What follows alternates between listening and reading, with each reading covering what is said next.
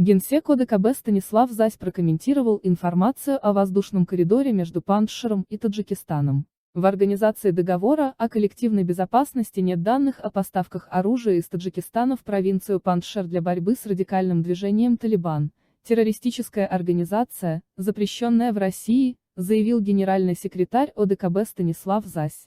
«Нет, такой информации у нас нет», ответил Зась на вопрос об открывшемся воздушном коридоре между Пандшером и Таджикистаном, по которому в афганскую провинцию доставляется оружие. Ранее Herald Times со ссылкой на осведомленный источник сообщил, что силы сопротивления, которые находятся в единственной неподконтрольной Талибану провинции Пандшер, доставили туда оружие из Таджикистана.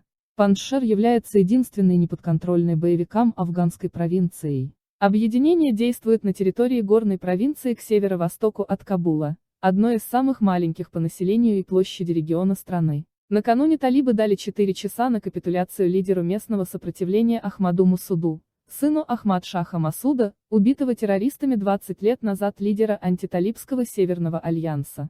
В понедельник, 23 августа талибы заявили о взятии в осаду провинции Пандшер, но стремлении мирно разрешить конфликт. Представитель политофиса талибов Мухаммед Наим заявил, что целью военной акции в регионе является объединение страны под властью движения